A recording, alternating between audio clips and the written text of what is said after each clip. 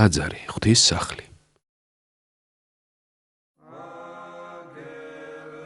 ტაძარი არის განსაკუთრებული შენობა, სადაც ღვთისმსახურება აღესრულება, უსისხლო მსხვერპლს შეწირვა, წმინდა ლიტურგია სრულდება.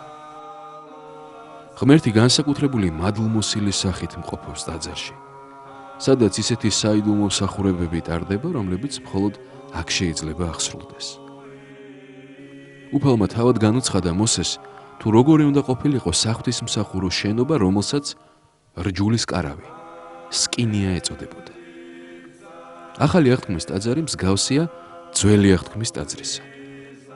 ქრისტიანულმა ტაძარმა საუკუნეთა განმავლობაში არქიტექტურის მიხედვით განვითარების ეტაპები გაიარა.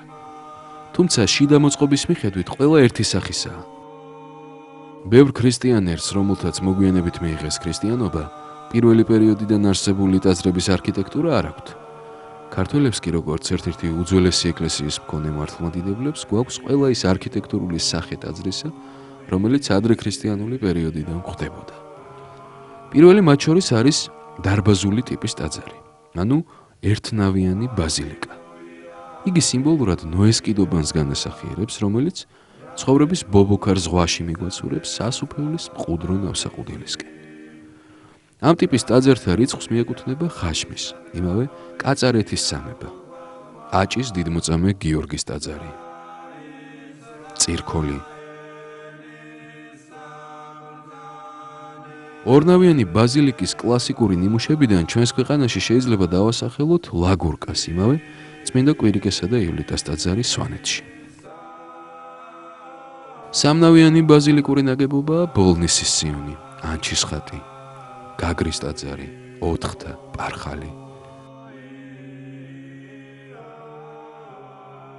განვითარების ბოლო ეტაპს წარმოადგენს ჯვარ-გუმბათოვანი ტაძარი. იგი თავისი ფორმით გვახსენებს ჯვარზე გაკრული იესო მაცხოვრის მიერ კაცობრიობის გამოხსნას ცოდვის მეუფებისგან.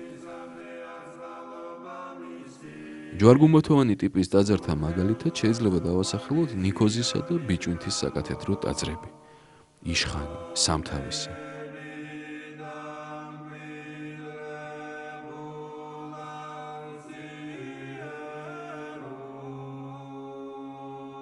ტაძარი შეიძლება იყოს წრიული ფორმისაც. ამის მაგალითებიც გვაქვს საქართველოში. ბანა, კაცხი და დრანდა სწორედ ამ ტიპის ტაძართა რიცხვს მიეკუთვნება.